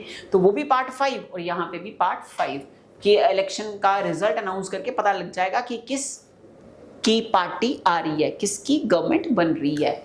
Next question, which form is used for oath or affirmation by a candidate before the returning officer. तो कौन सा फॉर्म यूज करा जाता है ओथ के लिए और अफर्मेशन के लिए, जो कैंडिडेट यूज करता है before the returning officer? Form 25, form 26, form 2B या फॉर्म 21C। तो आंसर आ गया हमारा फॉर्म 25। नेक्स्ट आ जाओ, electronic voting machine EVMs incorporate हुई थी कंडक्ट ऑफ इलेक्शन रूल 1961 के अंदर थ्रू विच ईयर, किस साल की अमेंडमेंट से? 1989 से, 1996 से, 2003 से या फिर 2010 से? 1989, 1996, 2003 या फिर 2010। तो सबको पता है आंसर इसका 1989 से आ गई थी क्या, इलेक्ट्रॉनिक वोटिंग मशीन। नेक्स्ट आ जाओ, नेक्स्ट न्यूज आई हमारी, कहते हैं रिसेंट स्टडी हुई है जो कि हाईलाइट कर रही है इंपॉर्टेंस की, किसकी इंपॉर्टेंस की? Protected area. प्रोटेक्टेड एरिया मतलब पीएस, प्रोटेक्टेड एरिया, जो कि बैलेंस करते हैं कंजर्वेशन विद कम्युनिटी लाइवलीहुड को। अब ये प्रोटेक्टेड एरिया, अब जो ये न्यूज़ है हमारी प्रोटेक्टेड एरियाज को लेकर, अब उसी के ऊपर हम बात करेंगे कि इस न्यूज़ के अंदर बोली क्या बात गई है। तो सबसे पहले प्रोटेक्टेड एरिया के अंदर क्या बात बोली गई है, प्रोटेक्टेड एरियाज होते क्या हैं? प्रोटेक्टेड एरियाज इंडिया के अंदर एक डेजिग्नेटेड रीजन है जो कि फोकस करता है कंजर्व करने में बायोडाइवर्सिटी को, प्रोटेक्ट करता है वाइल्ड लाइफ को फ्रॉम ह्यूमन इंटरफेरेंस। ह्यूमन की अगर इंटरफेरेंस होती रहेगी तो वाइल्ड लाइफ तो बेटा प्रोटेक्ट नहीं ना हो पाएगी, या वाइल्ड लाइफ वहां पे टिकेगी नहीं। तो कहते ह्यूमन इंटरफेरेंस जो है उसको प्रोटेक्ट, वाइल्ड लाइफ को प्रोटेक्ट करना, किससे प्रोटेक्ट करना? ह्यूमन की इंटरफेरेंस से, और कंजर्व करना किसको? बायोडाइवर्सिटी को। अब मेन बात यह है कि बायोडाइवर्सिटी होती क्या है। तो जो भी हमारे एनवायरनमेंट के अंदर living and non living things होंगी, इनका एक कोरिलेशन, कोरिलेशन के साथ साथ इनकी को एग्जिस्टेंस और इनका इंटरेक्शन अमंग ईच अदर, इसे हम क्या बोलते हैं? बायोडाइवर्सिटी बोलते हैं। अब कहते हैं जो प्रोटेक्टेड एरियाज हैं ये हैं क्या? These areas are categorized into different types, each with varying level of protection and regulation. Different type of protected area. अब यहाँ से एग्जाम के लिए इंपॉर्टेंट बात शुरू हो रही है। तो सबसे पहला जो प्रोटेक्टेड एरिया होते हैं वो कौन से होंगे? सबसे पहले होंगे नेशनल पार्क। जी हाँ, तो नेशनल पार्क जो हैं वो कौन से एरियाज होते हैं? प्रोटेक्टेड एरियाज होते हैं। बेटा नेशनल पार्क की बात कर रही हूँ मैं, ठीक है, सिटी पार्क की बात नहीं कर रहे हैं हम। National park are the most strictly protected areas in India. सबसे स्ट्रिक्टली प्रोटेक्ट होते हैं नेशनल पार्क्स, जो ऑफर करते हैं highest level of legal protection. बहुत बड़ी लीगल प्रोटेक्शन मिली होती है यहाँ पे। अगर आप उन रूल रेगुलेशन को अगर वॉलेट करते हो तो 110% है कि आपको पनिश करा जाएगा, क्योंकि लीगल प्रोटेक्शन हाईएस्ट लेवल की मिली हुई है किनको? नेशनल पार्क्स को। नेक्स्ट आ जाओ, declared under the wild life protection act 1972। तो आपको ये याद रखना है कि वाइल्ड लाइफ प्रोटेक्शन एक्ट जो था वो एविडेंस में कब आया? तो wild life protection act evidence में कब आया? 1972 में। ये जो पार्क्स हैं ये प्रोहिबिट करते हैं सारी की सारी ह्यूमन एक्टिविटीज को, except for scientific research and controlled tourism, इनको छोड़कर बाकी हर तरह की जो भी आपकी ह्यूमन एक्टिविटी होगी उन सब को प्रोहिबिट करा गया है किसके अंदर, नेशनल पार्क के अंदर। तो नेशनल पार्क जो हैं उनको कंजर्व करा गया है under wildlife protection act 1972 के। हाईएस्ट लेवल का लीगल ऑब्लिगेशन इनके ऊपर लगा होता है। मींस अगर आप उन रूल्स और रेगुलेशंस को या टर्म एंड कंडीशंस को वॉलेट करते हो 110% आप लायबल होंगे किसके लिए, पनिशमेंट के लिए। इसके अंदर कुछ ही लिमिट तक साइंटिफिक रिसर्च के लिए ओपन है और कंट्रोल टूरिज्म के लिए, कंट्रोल्ड टूरिज्म और जितनी तरह की ह्यूमन एक्टिविटीज़ हैं वो सब की सब यहाँ पे प्रोहिबिट करी गई हैं। एक्टिविटीज़ जैसे माइनिंग, लॉगिंग, ग्रेजिंग, ये स्ट्रिक्टली प्रोहिबिटेड हैं। यहाँ से मैं इस पॉइंट पे स्टार लगाना कर रही हूँ स्टार्ट, और यहाँ से स्टार लगाते लगाते मैं ये स्टार यहाँ तक लेके आ रही हूँ। इतना इंपॉर्टेंट बात है ये। जो स्टेट गवर्नमेंट है वो प्राइमरीली रिस्पॉन्सिबल है इसकी मैनेजमेंट के लिए, जो भी नेशनल पार्क जिस स्टेट में फॉल कर रहा है।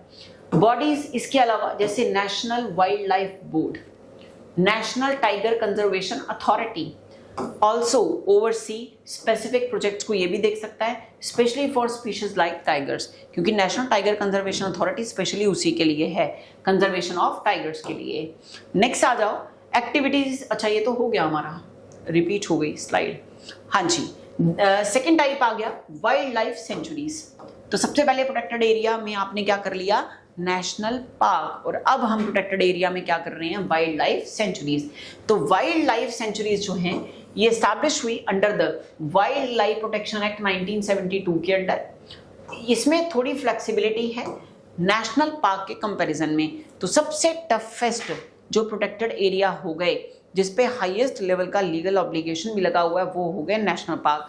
थोड़े उससे कम, थोड़े फ्लेक्सिबल, मींस यहाँ पे कुछ चीज़ें बैन तो होंगी, कुछ चीज़ें प्रोहिबिट करी गई होंगी, बट कुछ फ्लेक्सिबिलिटी भी यहाँ पे दी गई है। कहाँ पे, वाइल्ड लाइफ सेंचुरी के अंदर। कुछ ह्यूमन एक्टिविटीज जैसे ग्रेजिंग करवाना, अपने जानवरों को घास चराना, और कलेक्शन करना फॉरेस्ट प्रोडक्ट का, मतलब जंगल के अंदर जैसे कोई फ्रूट लग रखे हैं, मतलब जो भी जंगल के अंदर मिलता है उन फॉरेस्ट प्रोडक्ट्स को ये परमिट करे गए हैं as long as they do not harm wildlife. सिर्फ वहाँ तक जहाँ तक वो वाइल्ड लाइफ को हार्म ना करें। अब आप ये नहीं है कि किसी आपको पेड़ की ज़रूरत है, आपको फर्नीचर की ज़रूरत है तो आपने जंगल ही काट दिया, वो पेड़ ही काट दिए, ना ना ना। तो आप ये क्या कर रहे हैं, हार्म कर रहे हैं वाइल्ड लाइफ को। तो कुछ ह्यूमन एक्टिविटीज़ अलाउ करी गई हैं, जैसे अपने जानवरों को ग्रेज करवाना, वो भी उन लोगों के लिए जो लोग उस एरिया बफर जोन में रह रहे होंगे, ठीक है। नेक्स्ट आ जाओ, और कलेक्शन करना फॉरेस्ट प्रोडक्ट्स का, ये भी वही जो ट्राइबल एरिया के लोग वहां पे रहते हैं, सिर्फ उन्हीं को। उसके बाद आ जाओ, the sanctuaries are managed by the state forest, इनको स्टेट फॉरेस्ट मैनेज करता है, okay, department with support from wildlife organisation और एक्सपर्ट्स।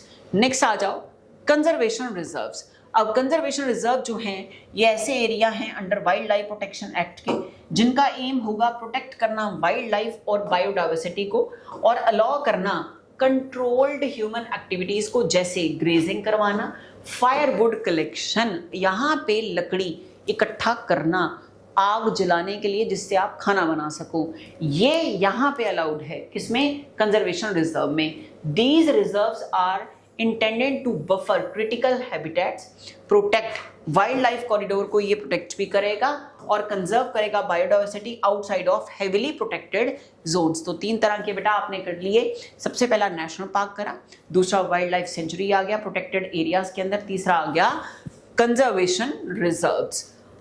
इसमें अलाउ करा जाता है लोकल कम्युनिटीज को कि वो पार्टिसिपेट कर सकते हैं कंजर्वेशन एफर्ट्स में और मेंटेन कर सकते हैं सस्टेनेबल लाइवलीहुड्स। तो इस तरह से कैसे एफर्ट्स करो जिससे आपके आने वाली पीढ़ी जो है वो भी इस चीज़ को यूज़ कर पाए। तो सस्टेनेबल लाइवलीहुड उसी को बोला गया। स्टेट गवर्नमेंट ओवरसी करती है इन एरियाज़ को और इन्वॉल्वमेंट इसमें रहती है लोकल स्टेक होल्डर्स की और कंजर्वेशनिस्ट जो होंगे उनकी।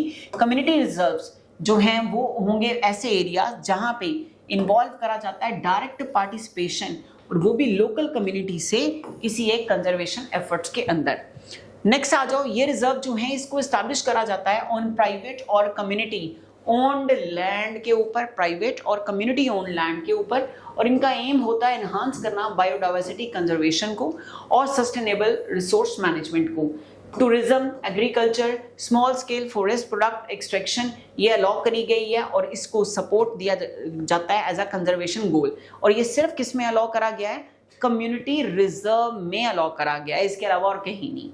नेक्स्ट आ जाओ, अब हम करते हैं इससे रिलेटेड कुछ एमसीक्यूज। तो क्वेश्चन सबसे पहला, approximately what percentage of India's geographical area is covered by protected area? India का जो टोटल लैंड एरिया है, जियोग्राफिकल एरिया है, उसमें से कितना परसेंट कवर करा गया है अंडर प्रोटेक्टेड एरियाज? क्या वो 1%, 5.3%, 15% या फिर 25% में से क्या है? तो 4 ऑप्शन है आपके पास, इनमें से हमें फाइनल करना है अपना आंसर। तो आंसर है बेटा हमारा 5.32%। तो ऑप्शन बी 5.32%। डन। नेक्स्ट आ जाओ, अगला क्वेश्चन आ गया। रीसेंट स्टडी जो हुई इंडिया के अंदर, उसने फाउंड करा है कि जो प्रोटेक्टेड एरिया है ये हेल्प करते हैं ecosystem service beside biodiversity conservation. क्या कैसे करते हैं? रिड्यूस करते हैं ये अर्थक्वेक का रिस्क, या फिर कार्बन सिक्वेस्ट्रेशन इसको कंजर्व करते हैं, या फिर इंक्रीज करते हैं इंडस्ट्रियल आउटपुट को, या फिर अर्बनाइजेशन देखते हैं। हाँ जी, तो 4 ऑप्शन, रिड्यूस करते हैं अर्थक्वेक रिस्क को, या फिर कार्बन सिक्वेस्ट्रेशन इसको देखते हैं। कार्बन सिक्वेस्ट्रेशन मेरे को लगता है कि आपका आंसर हो सकता है इंक्रीजिंग इंडस्ट्रियल आउटपुट या फिर अर्बनाइजेशन। क्या हो सकता है इसका आंसर? तो सबको लग रहा है आंसर कार्बन सिक्वेस्ट्रेशन बिल्कुल राइट आंसर है। कार्बन सिक्वेस्ट्रेशन जो है इसका वो राइट आंसर होगा। तो कार्बन सिक्वेस्ट्रेशन के बाद हमारा नेक्स्ट क्वेश्चन आ गया, विच of the following is the key finding of the recent study regarding protected areas? Protected area के रिगार्डिंग जो रीसेंट स्टडी है वो क्या है? प्रोटेक्टेड एरिया ऑलवेज हार्म करते हैं लोकल लाइवलीहुड को because they restrict all access to natural resources, या फिर प्रोटेक्टेड एरिया साइमल्टेनियसली सपोर्ट करते हैं बायोडाइवर्सिटी कंजर्वेशन को और सस्टेन करते हैं कम्युनिटी लाइवलीहुड को जो लोकल पार्टिसिपेशन को इंश्योर करते हैं, या फिर protected areas only effective in untouched wildness areas far from human settlements, या फिर protected area should be extended without considering local community needs. तो क्या लगता है आपको आंसर?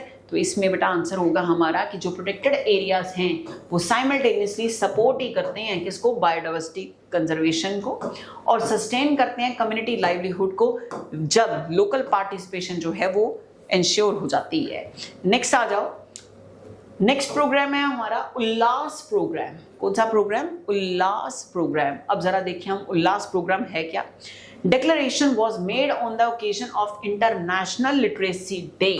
तो इंटरनेशनल लिटरेसी जो डे है वो हमने सेलिब्रेट करा कब?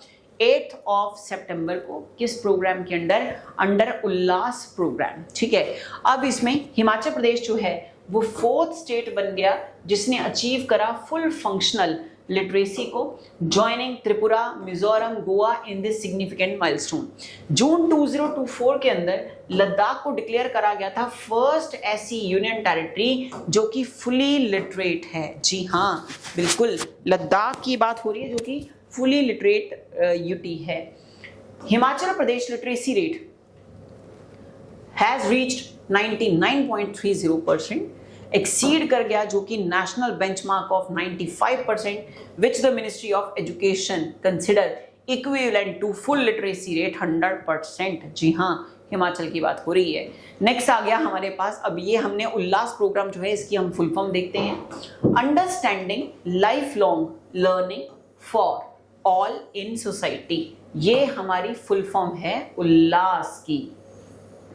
नव भारत साक्षरता कार्यक्रम जो कि एक सेंट्रली स्पॉन्सर्ड स्कीम है, ये पूछा जाता है कि ये स्टेट स्पॉन्सर्ड स्कीम है या फिर सेंट्रली स्पॉन्सर्ड स्कीम है। तो आंसर सेंट्रली स्पॉन्सर्ड स्कीम है और इंप्लीमेंट हुई थी 2022 में इंप्लीमेंट हुई। कब तक चलेगी ये? 2027 तक। 2027 तक इस चलने वाली स्कीम के अंदर इसे बोला गया, दूसरा नाम क्या दिया गया है, न्यू इंडिया लिटरेसी प्रोग्राम। क्या नाम दिया गया है, न्यू इंडिया लिटरेसी प्रोग्राम, मतलब नेल्प नाम दिया गया है। टारगेट क्या करेगा, ये टारगेट कर रहा है नॉन लिटरेट एडल्ट्स को जिनकी एज 15 हो या उससे ऊपर हो, उससे नीचे नहीं। इसका एम होगा प्रोवाइड करना लिटरेसी, लोगों को साक्षर बनाना, डिजिटल लिटरेसी प्रोवाइड करना, क्रिटिकल लाइफ स्किल जो हैं जैसे फाइनेंशियल लिटरेसी ये प्रोवाइड करना। इसमें एनरोल हो चुके हैं अभी तक 3 करोड़ लर्नर्स और 42 लाख वॉलंटियर्स इसमें अभी तक इन्वॉल्व हो चुके हैं। 1.83 करोड़ लर्नर्स जो हैं वो कंप्लीट कर चुके हैं अपनी फाउंडेशनल लिटरेसी असेसमेंट को 90% सक्सेस रेट के साथ। तो इट मीन्स बड़े अच्छे तरीके से सीख भी रहे हैं लोग। प्रोग्राम जो है वो ऑफर कर रहा है मटेरियल इन 26 इंडियन लैंग्वेज, जो कि एम्फिसाइज कर रहा है इंक्लूसिव लिटरेसी को। तो कहने का मतलब वो दिन दूर नहीं है जिस दिन भारत, अकेला हिमाचल नहीं, कंप्लीट पूरे का पूरा भारत 100% लिटरेट हो जाएगा। क्वेश्चन देखते हैं जरा इसके ऊपर। उल्लास प्रोग्राम जो कि लॉन्च करा गया था जिस मिनिस्ट्री के अंदर, उस मिनिस्ट्री का नाम ministry of social justice and empowerment होगा, या ministry of skill development and entrepreneurship होगा, या मिनिस्ट्री ऑफ एजुकेशन होगा, ministry of women and child development होगा। आपको पता ही है कि आंसर इसका क्या होगा। अगर हमने देनी है एजुकेशन तो मिनिस्ट्री ऑफ एजुकेशन के अंदर ही फॉल करेगा Ullas. What does Ullas stand for, अभी अभी हमने करा है, universal lifelong learning and skills, या फिर understanding lifelong learning for all in society, या फिर upgrading literacy learning and skill set, या फिर united learning for literacy and social development. अभी हमने जस्ट करी थी इसकी फुल फॉर्म। तो understanding lifelong learning for all in society, Ullas. Okay, चलो नेक्स्ट आ जाओ। उल्लास प्रोग्राम प्राइमरीली इसका एम क्या है, अडल्ट एजुकेशन और लाइफ लॉन्ग लर्निंग देना, प्रोवाइड करना free higher education to all students, या फिर ट्रेनिंग देना ओनली गवर्नमेंट एम्प्लॉयज को, या फिर सेटिंग अप करना न्यू प्राइवेट यूनिवर्सिटीज का। तो ये तो हमें पता ही है कि इसका काम क्या है। तो एडल्ट एजुकेशन और लाइफ लॉन्ग लर्निंग देना, हमने बोला भी है कि 15 ईयर प्लस उससे ऊपर के लोगों का लिटरेसी रेट इसमें देखा जाएगा, तो यही कवर होगा। नेक्स्ट आ जाओ। उल्लास प्रोग्राम ने रिप्लेस करा है किस अर्लियर स्कीम को, क्या वो साक्षर भारत मिशन है, या नेशनल लिटरेसी मिशन है, या समग्र शिक्षा अभियान है, या फिर मिड डे मील स्कीम है। तो आपको पता ही है कि कौन सी चीज यहाँ पे नहीं हो सकती, तो साक्षर भारत मिशन है। मिड डे मील स्कीम तो वैसे नहीं हो सकता, ठीक है, साक्षर भारत मिशन। कौन सा डिजिटल प्लेटफॉर्म ऐसा है जो कि एसोसिएटेड है उल्लास प्रोग्राम के साथ लिटरेसी प्रोवाइड करने के लिए वॉलंटियर्स को और लर्नर्स को? क्या वो दीक्षा पोर्टल है, या उल्लास ऐप है, या स्वयं पोर्टल है, या भारत नेट ऐप है? अब आधे तो स्टूडेंट्स यहाँ पे देख के सीधा है कि मैम अगर उल्लास प्रोग्राम कर रहे हैं तो 110% है कि उल्लास प्रोग्राम उल्लास ऐप के अंदर ही होगा, बट ऐसा नहीं है, ठीक है, अलग भी हो सकता है, अलग बात है। चलो इसका आंसर उल्लास ही है। नेक्स्ट आ जाओ। The programme uses a volunteer based model, इसे हमने क्या बोला है, जन शिक्षा केंद्र बोल रहे हैं, ईच वन टीच वन, या विद्या वॉलंटियर नेटवर्क बोल रही हैं, या राष्ट्रीय शिक्षा कॉर्प्स बोल रही हैं। तो क्या बोल रही हैं, इसे हम बोल रही हैं ईच वन टीच वन। तभी तो लिटरेसी रेट बढ़ेगा इंडिया, तभी तो बढ़ेगा ना इंडिया, यही तो था हमारा स्लोगन। नेक्स्ट आ जाओ। Which target group is the main focus of Ullas, हमने करा भी है। Adult 15 years and above who missed formal education, या ओनली स्कूल गोइंग चिल्ड्रन है, या only women in rural area है, या ओनली रिटायर्ड पर्सन है? तो पता ही है हमें आंसर, इसका आंसर हो गया एडल्ट 15 ईयर और अबव के, जिन्होंने मिस कर दिया है अपनी फॉर्मल एजुकेशन को, वो उल्लास प्रोग्राम के अंदर टारगेट में है। Which of the following is not an objective of Ullas, इनमें से उल्लास का ऑब्जेक्टिव क्या नहीं है? बेसिक लिटरेसी और न्यूमरेसी देखना, या क्रिटिकल लाइफ स्किल्स देखना, या फिर कॉन्टिन्यूइंग एजुकेशन देखना, या फिर सब्सिडाइजिंग हायर एजुकेशन अब्रॉड, ये होगा। तो पता ही है आपको आंसर कि क्या होगा, सब्सिडाइजिंग हायर एजुकेशन अब्रॉड, भाई ये नहीं इसमें कवर होगा, ठीक है। ये थोड़ी ना कि अगर इतना सिखाने लगे तो बस सब कुछ ही तुम्हें फ्री में करवा दो, ऐसा नहीं है। When was the Ullas programme officially launched, कब करा गया था लॉन्च ऑफिशियली? 2018 में, 2020 में, 2022 में या फिर 2023 में? तो आपको पता ही है हमने टारगेट इसका करा था कि 2022 से लेके 2027 तक है, और ऑफिशियली इसको लॉन्च कब करा गया है? 2023 के अंदर। स्टार्ट कब किया गया, मतलब जिस दिन इनिशिएटिव लिया गया वो था 2022, और ऑफिशियली इसे अनाउंस कब कर दिया गया? 2023 के अंदर। कब तक चलेगा? 2027 के अंदर। विच of the following statement is correct? Ullas focus कर रहा है सिर्फ और सिर्फ लिटरेसी के ऊपर और इग्नोर कर रहा है स्किल्स को, या उल्लास इंटीग्रेट कर रहा है लिटरेसी, वोकेशनल स्किल्स और लाइफ स्किल्स को होलिस्टिक लर्निंग के लिए, या उल्लास एक स्टेट लेवल प्रोग्राम है ना कि एक नेशनल स्कीम है, या उल्लास अप्लाई हो रहा है अर्बन पॉपुलेशन के ऊपर? तो क्या रहेगा हमारा आंसर? उल्लास बेटा इंटीग्रेट कर रहा है लिटरेसी को, वोकेशनल स्किल दे रहा है, लाइफ स्किल दे रहा है होलिस्टिक लर्निंग के लिए। नेक्स्ट आ जाओ, national literacy landscape. Office of registrar general of India, जो पर्सन एज हैं 7 ईयर्स और older who can read and right with understanding in any language, उनको हम कंसिडर कर रहे हैं लिटरेट, ठीक है। लिटरेट का ये मीनिंग निकल रहा है यहाँ पे। फंक्शनल लिटरेसी क्या होगी? Functional literacy refers to an individual's capability, किसी एक इंडिविजुअल की कैपेबिलिटी को वो यूज कर रहा है रीडिंग को, राइटिंग को, न्यूमेरिकल स्किल्स को एवरीडे टास्क के अंदर, जो कि कंट्रीब्यूट कर रहे हैं पर्सनल ग्रोथ के लिए और कम्युनिटी पार्टिसिपेशन के लिए। अकॉर्डिंग टू द PLFS 2023 और 2024, इंडिया की ओवरऑल लिटरेसी रेट जो है वो कितनी है? 80.9% है। तो इसी के साथ हमारा वाइंड अप हो रहा है उल्लास प्रोग्राम और आज की हमारे करंट अफेयर्स। तो होप सो कि सारा आपको समझ आ गया होगा, बट नो डाउट बेटा कि पढ़ते पढ़ते पढ़ते नींद भी आ रही होगी, पढ़ते पढ़ते ये भी हो रहा है कितना ही पढ़ना है, बट पढ़ना पड़ेगा अगर अपने टारगेट को अचीव करना है। तो रखें अपना ध्यान, मिलते हैं नेक्स्ट क्लास के अंदर। Goodbye, Radhe Radhe.